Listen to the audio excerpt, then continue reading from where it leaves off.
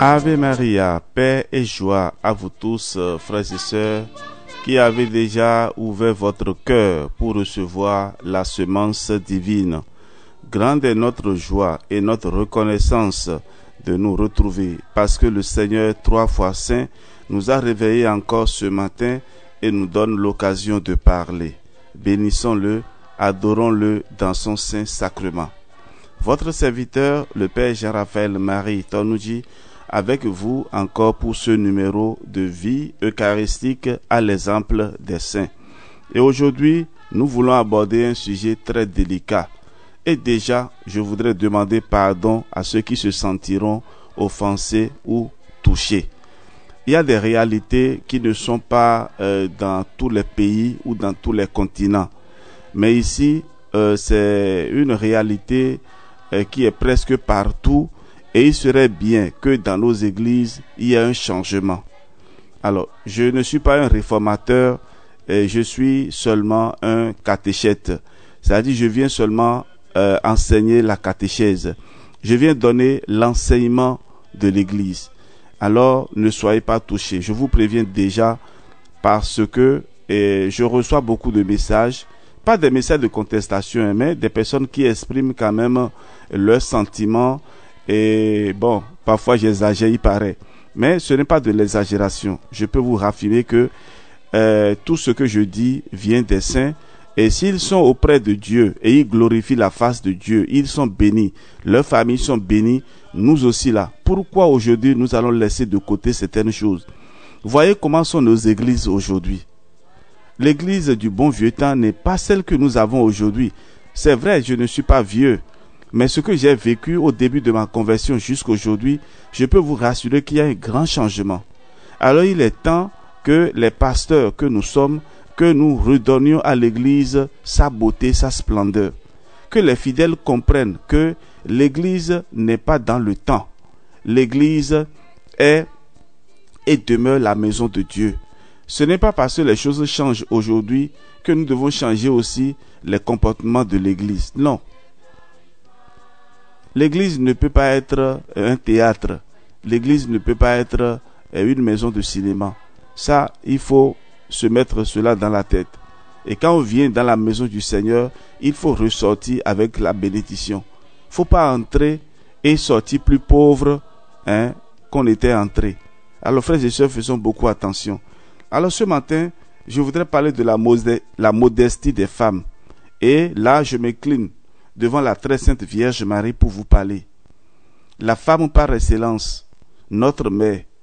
Et je voudrais parler aussi en l'honneur de toutes ces saintes femmes de la Bible, ces saintes femmes de l'Église, qui ont honoré vraiment l'Église par la modestie, par la candeur, par la pudeur. Alors, frères et sœurs, soyez prêts pour accueillir les paroles de ce matin. Et les pasteurs qui vont m'écouter, les prêtres qui vont m'écouter, ceux qui ont de responsabilités dans nos églises, qu'ils prennent soin vraiment de nos églises. C'est très important. Peut-être personne n'en parle, mais il faudrait quand même qu'on en parle. C'est très important. Vous comprenez déjà le sujet, mais je serai quand même très bref. Une autre grande préoccupation des saints pour la dignité de l'Église et le bien des âmes consistait à exiger la modestie et la pudeur des femmes.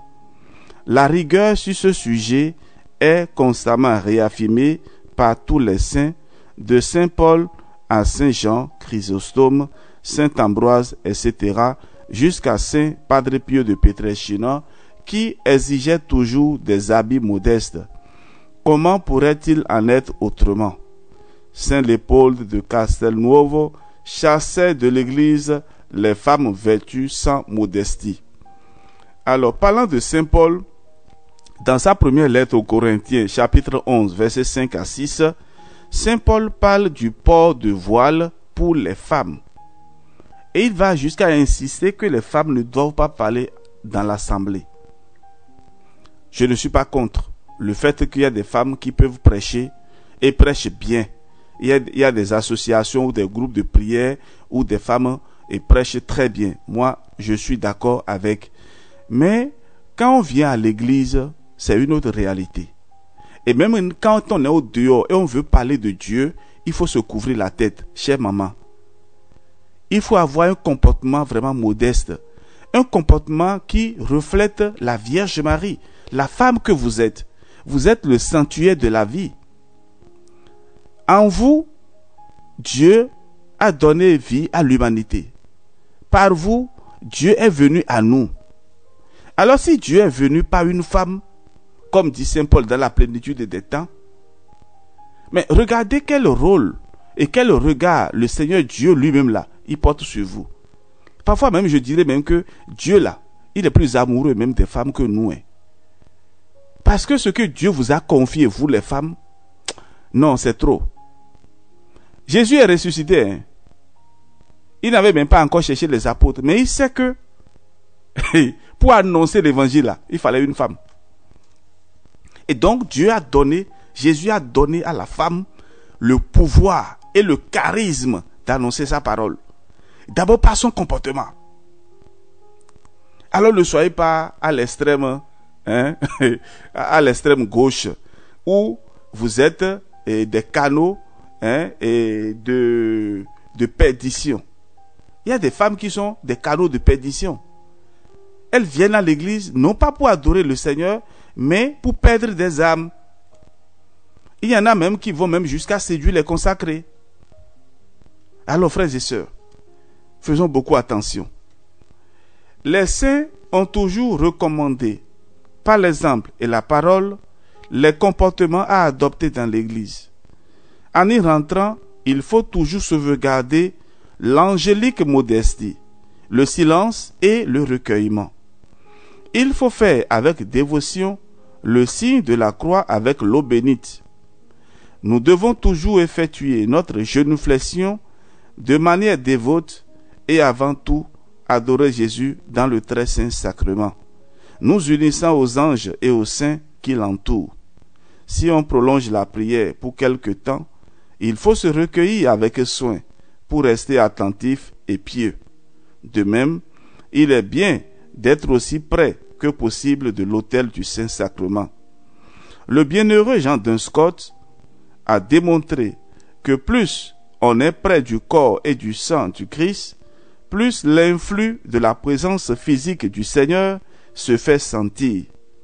Saint Germain Galgani disait souvent qu'il ne lui était pas possible de s'approcher davantage de l'autel du Saint-Sacrement parce qu'elle sentait un tel feu d'amour dans son cœur qu'il en arrivait à brûler ses vêtements sur sa poitrine. Je vais résumer rapidement ce que je viens de dire. Alors, frères et sœurs, donc les saints ont toujours recommandé, par l'exemple et la parole, les comportements à adopter dans l'Église. En y entrant, il faut toujours sauvegarder l'angélique modestie, le silence et le recueillement. Il faut faire avec dévotion le signe de la croix avec l'eau bénite. À l'entrée de chaque église, il devrait y avoir de l'eau bénite. Le chrétien qui y entre et met la main dedans et fait le signe de croix avec l'eau bénite, en rappelant son baptême et en demandant au Seigneur de le purifier de ses péchés afin qu'il puisse entrer en sa demeure. Et dans le bon vieux temps, quand on entre dans l'église, c'est d'abord la prière qu'on doit faire. C'est-à-dire demander que le Seigneur nous purifie pour que nous soyons moins indignes de nous approcher de lui. Et c'est important d'avoir de l'eau bénite à l'entrée de nos églises. Et je recommande aussi à mes chers fils et filles spirituels d'avoir l'eau bénite à l'entrée de leur maison ou bien à l'entrée de leur chambre lorsqu'ils sont en location. Voilà, lorsqu'on doit entrer dans votre appartement, qu'on trouve déjà l'eau bénite à l'entrée.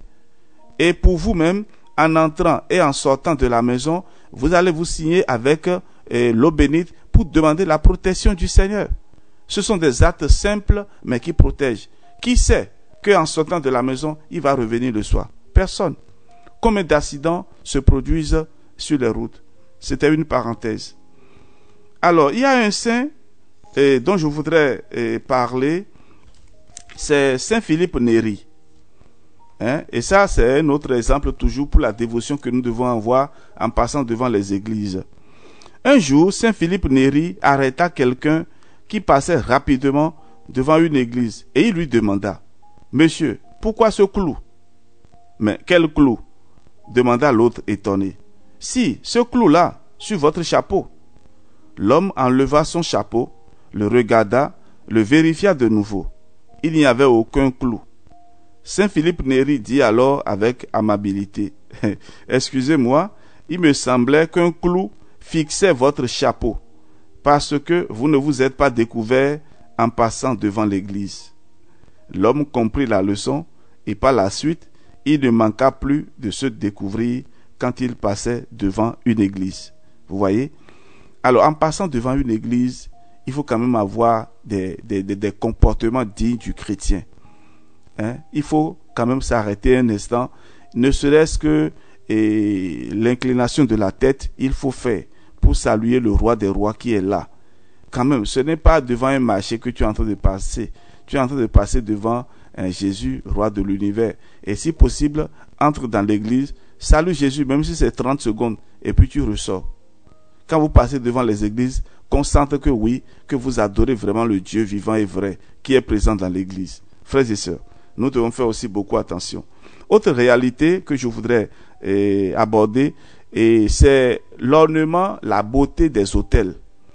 Vous voyez, dans certaines églises, quand vous entrez dedans, vous allez voir de jolies fleurs que l'on met souvent à l'autel ou bien même devant le tabernacle. C'est vraiment beau. Et ce sont des comportements que nous devons reproduire. Les saints faisaient cela et c'est donc le parfum de nos vies que nous présentons au Seigneur. Et vous vous rappelez certainement dans l'évangile un petit épisode exprimant un grand geste d'amour, plein de grâce. Et c'est celui qu'accomplit Marie-Madeleine à Béthanie quand, s'approchant de Jésus avec un flacon d'albâtre contenant un parfum de grand prix, elle le versa sur sa tête. Entouré de grâce et de parfums, les saints tabernacles, c'est la mission qui a été confiée en tout temps à ces créatures jolies et parfumées que sont les fleurs. Et Matthieu 26, verset 7. Et là, vous allez voir comment Jésus a été aspergé de parfums très précieux. Et c'est de la même manière que nous allons mettre des fleurs à l'autel. Et je connaissais un monsieur à Rome, il habitait sous la Via de la Conciliazione. Et chaque samedi, il apportait des fleurs et dans l'église où nous étions. Et il voudrait bien que le dimanche, l'autel soit vraiment orné de fleurs. Et il était tellement fidèle à cela. Un jour, je me suis rapproché de lui, je lui disais, mais, monsieur, et je vous vois toujours apporter les fleurs chaque samedi, et quel est le motif? C'est-à-dire, qu'est-ce qui vous motive? Il dit, écoutez, et notre Seigneur, il nous a tout donné. Il nous a tout donné. Et la vie est tellement si belle que nous devons rendre aussi et très beau nos autels pour que le Seigneur sente que nous sommes reconnaissants. Et c'était vraiment une très belle leçon. J'espère que ce monsieur, s'il est encore vivant, il doit être dans la joie profonde.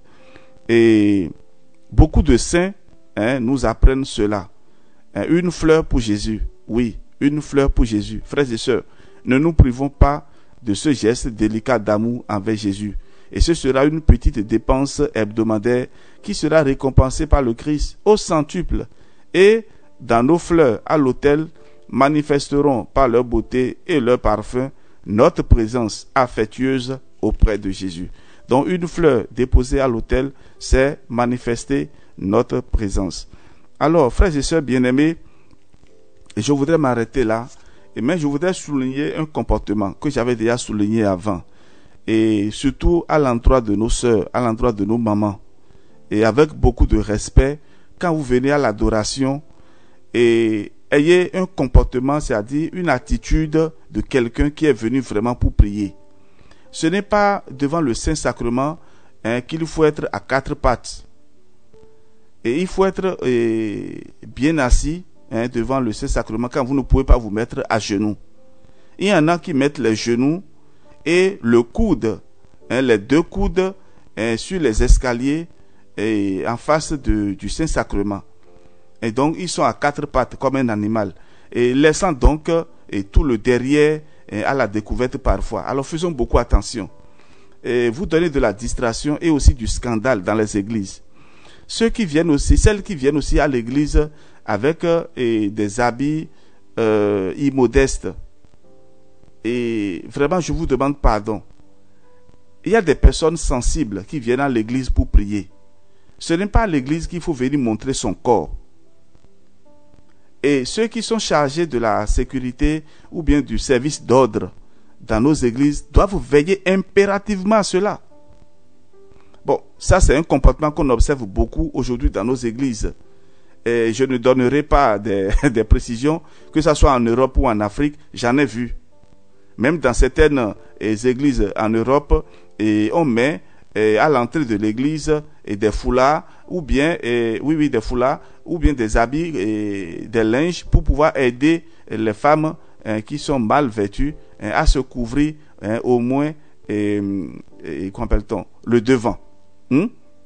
Alors, frères et sœurs, quand même, et la plage c'est la plage, l'église c'est l'église, et donc on ne vient pas à l'église pour s'exposer.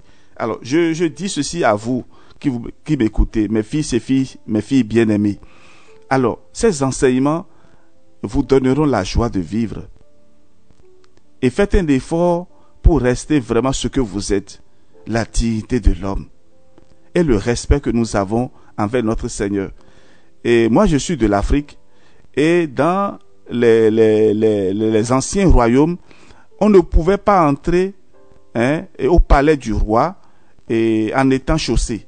C'est-à-dire on dépose les chaussures très loin et on marche pieds nus pour aller vers le roi. Et on ne pouvait même pas voir le roi. Mais ici, Jésus, le roi des rois, se fait voir, se fait recevoir, même pas des indignes que nous sommes. Alors, pourquoi ne pas lui dévouer au moins quelques respects? Donc c'est important, frères et sœurs. Et ce sont de jolies fleurs que nous perdons aujourd'hui dans nos églises. Ce sont de jolies fleurs que nous perdons aujourd'hui. Parfois même, je reviendrai un jour là-dessus, on voit même des personnes qui ne sont pas consacrées, qui n'ont même pas reçu l'acolytat, prendre le Saint-Sacrement. Je ne sais pas pourquoi il faut permettre même à des enfants parfois de prendre ou bien de donner la communion. Et que nos prêtres prennent soin de Jésus, roi des rois. Il est réellement présent dans le Saint-Sacrement de l'autel. Il est réellement présent dans la communion. Alors je m'arrête là. Et je demande encore excuse. Que le Dieu de la paix et de l'espérance bénisse chacun de vous et que le Seigneur vous donne vraiment la joie de vivre. Qu'en entrant dans les églises, que nous ayons beaucoup plus de respect. Et que le Seigneur vous donne sa bénédiction au nom du Père et du Fils et du Saint-Esprit. Amen. On se donne rendez-vous à demain pour les dernières méditations.